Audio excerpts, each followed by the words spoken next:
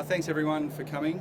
It's been a great start to the season, and I commend everyone involved in the game for the standard of football that we're seeing. Over the course of the weekend, we've seen a focus on umpire dissent. Dissent towards umpires will not be tolerated. It's incumbent on us at the elite level to set the standards of behaviour for all levels of the game.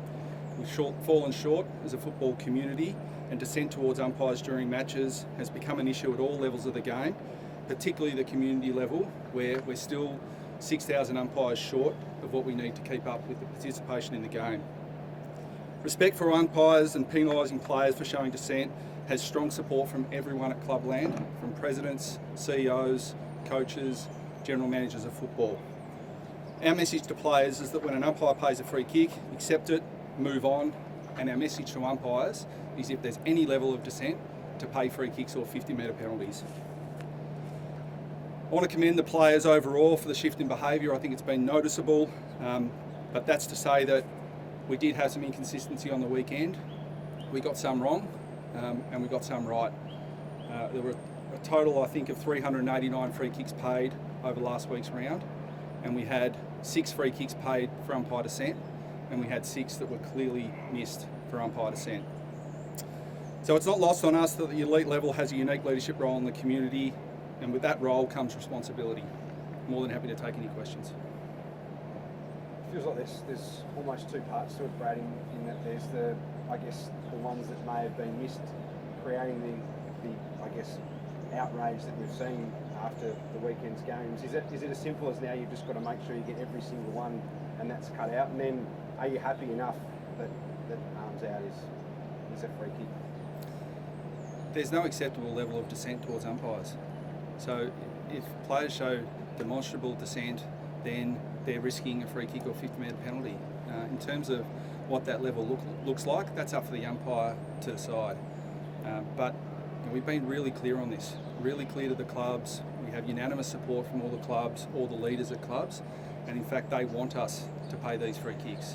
So with the inconsistency on the weekend where we paid some and we didn't pay others, I get that some players may think, what's the level of dissent that we're allowed to produce?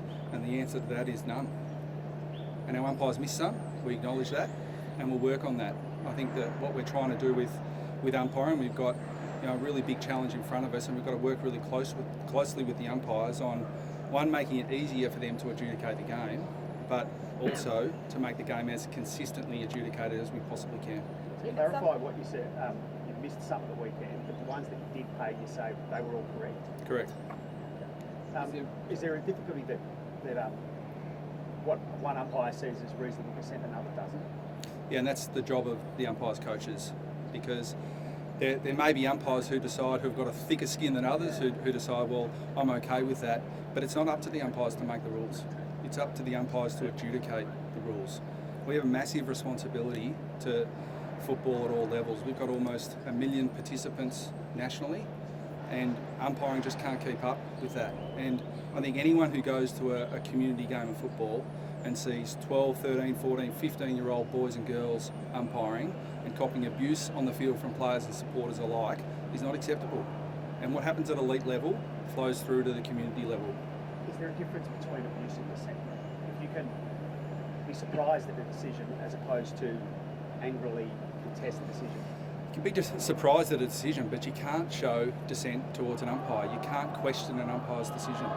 It's been accepted in the game for far too long, and ultimately we've let this go as an industry over a period of time, and we've just got to get on with it. And I think coaches have been really, really supportive and really clear to their players that don't give the umpires an excuse to pay for a kick. Just get on with the game. What's the feedback from the umpires been like? Some of them, do they have a reticence in wanting to pay these free kicks if we do this? No, they're very, very, very supportive of this. I think it's a challenge for some umpires who probably prefer to pay less free kicks, but again, that's not their decision to make. They need to adjudicate the rules the way the AFL decide they should be adjudicated, and whether an umpire actually agrees with that or not is irrelevant. So Brad, it's clear in the practice games we saw initially that Melbourne Cup game, I think it was a lot paid, and then did it drop off for a little and then tighten back up? Is that maybe as well?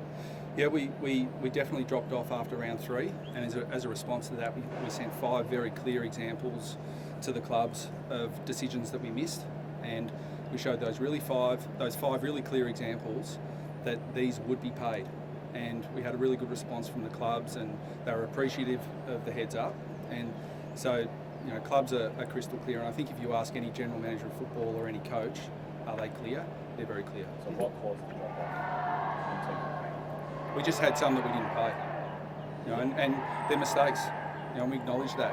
And sometimes the mistakes create, frustrations for fans, and I understand that. We're working really hard to get consistency across all levels of umpiring, but understand that's a huge challenge. Do you think that the discussion about players having to be robots, is that fair? Players can show emotion, they just can't argue with umpires. I don't think it's that difficult. Are you setting them up to fail? Like, because they're going to have emotional responses, regardless. If you go to community football and watch umpires get abused from players and the crowd alike, it's no reasonable person can think that's okay. And our players on the large part have set a really good example for community footy, and we're seeing a really clear shift across parts of Australia that have traditionally struggled to attract umpires, and we're actually getting some umpires start to come back to the game. We're seeing a noticeable shift in behaviour at community level. Really, we've had a lot of contact from various leagues and clubs around Australia who are really appreciative of this, and we've had quite a number of AFL coaches go and watch their kids play footy and have noticed the difference in a shift in behaviour towards umpires. So we understand the responsibility that we've got. Our challenge is to be more consistent in the adjudication of the rule.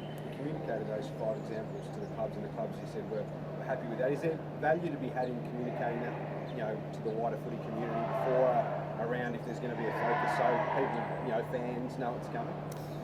Well, again, we did a whole media rounds before the season. Our view is that rather than telling umpires to change the way they're adjudicating things outside of the normal errors that they make, the umpires coaches coach them on that, but we look to the clubs to change the behaviour, and on the most part they did that really well. But we just had a disappointing error rate on the weekend where we missed 6, and there were 6 pretty clear ones. One of the difficulties that the dissent often comes from when an umpire's paid what would be the marginal decision or the wrong decision. The player reacts to that, and it compounds that error. What's the message there? Just suck it up. Couldn't have said it better myself, Nick. It's difficult. I acknowledge that it's difficult, but you don't get excuses because it's an emotional game. So that we should condone bad behaviour. And to be honest, the game's condoned it for decades, and so we're really clear that we're not. And there's no acceptable level of dissent. So players know that. And if they were confused last week, they shouldn't be now. This is all player based. What is also telegraphed into the TVs, screens that everyone's watching, is the camera that's on the coaches. The coaches react angrily and in disbelief and throw their arms up and bang their heads. Is there any recourse there? Well, we don't know what the coach is responding to. In my experience, some of them were umpires, some of them were coaches, some of them were players who didn't do the right thing. So. But it goes across all levels. All people in leadership positions have got a responsibility to support umpires, and umpires have got a responsibility to work really hard on their craft to make sure that we're adjudicating the game as consistently as we can. You've been in charge of AFL Victoria. Was the feedback to you during that time at community level that umpire abuse has got worse at community level? Yeah. Umpiring. In fact, I was asked what I thought was an acceptable level of umpire abuse. I mean, that implies that it's okay to abuse umpires to a certain point. Our clear message is there's no level of acceptable umpire abuse or dissent, and we need our players and clubs to lead that. Just on the Guns and Mitchell one from yesterday, had they not used their arms, would that conversation be okay? Can you still have a conversation with an umpire off the footy like they were? Is it purely the arms that was the point of contention there? Yeah, I think, Mitch, the issue there is that, again, we sent out a really clear example last year of Sam Draper pointing to the scoreboard and a replay and arguing with an umpire about a decision. And so we were, again, really clear with the clubs that we wouldn't tolerate any demonstrative pointing to the scoreboard and asking the umpire to look at the replay, because I'm not aware of an umpire changing his decision or her decision after looking at the replay. So we just don't want any questioning of umpiring decisions. The game's hard enough as it is. What about seeking explanations?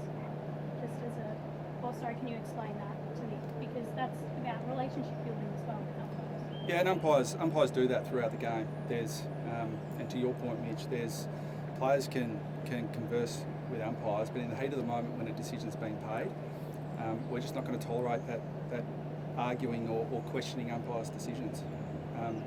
Regularly, players will talk to umpires about how rules are being interpreted. The ruckman's a good example. Who will ask that question, and the umpires quite often will respond. Thank you so much, guys. Is there any recourse for a small that be considered? It's not something that's on our agenda at the moment. We genuinely hope that we can have games of footy where we don't have any free kicks paid. We don't have any 50-metre penalties paid, because everyone's playing to the rules. But no, 50-metre penalty reducing is not on our agenda at this stage.